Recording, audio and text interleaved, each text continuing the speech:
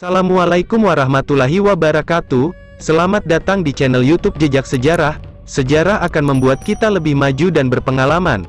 Karena sejarah adalah pelajaran yang sangat berharga. Jika berkenan mohon di-subscribe, karena dengan subscribe channel ini akan terus berkembang.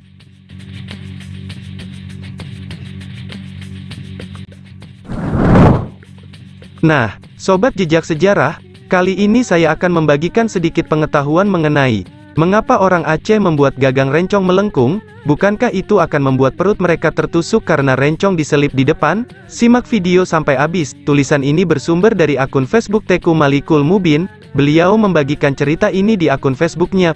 Beliau mengatakan, "Saya selaku orang Aceh, saya bisa memberi dua versi jawaban terhadap pertanyaan ini.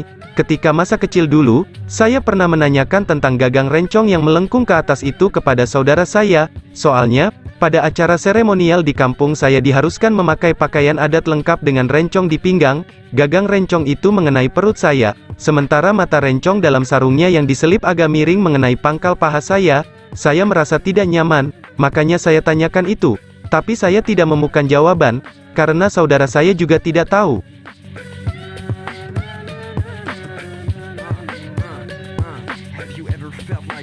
Born at the right time, that you're ready been through all of this in the past life. Why do I feel so connected to the ancients? Why do I always wanna go back to the essence? I play video games, now I wanna play chess. Seorang tokoh adat di Lembaga Mahkamah Adat Aceh, MAA, akhirnya menjawab rasa penasaran saya. Dan kedua versi jawaban saya ini merupakan jawabannya sekian tahun lalu yang saya tulis kembali sebatas yang saya ingat. Pertama, konon katanya, ujung rencong dalam sarung yang dipakai miring hingga menyentuh pangkal paha, selangkang, dan gagang melengkung yang menekan perut.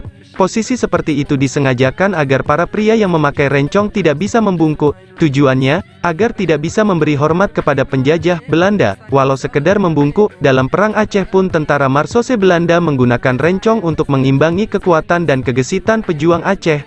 Uniknya, jika seorang pria memakai rencong dengan ujung gagang menunjuk ke atas, itu pertanda siap perang atau siap bertarung. Tapi jika dia memakai rencong tapi ujung gagangnya menunjuk ke bawah, maka itu tanda damai. Kedua, bentuk rencong yang gagangnya melengkung ke atas itu merupakan bentuk dari kalimat Bismillah. Gagangnya yang melekuk kemudian menebal pada sikunya merupakan aksara Arab Ba. Bujuran gagangnya merupakan aksara Sin. Bentuk lancip yang menurun ke bawah pada pangkal besi dekat dengan gagangnya merupakan aksara Mim. Lajur besi dari pangkal gagang hingga dekat ujungnya merupakan aksara Lem.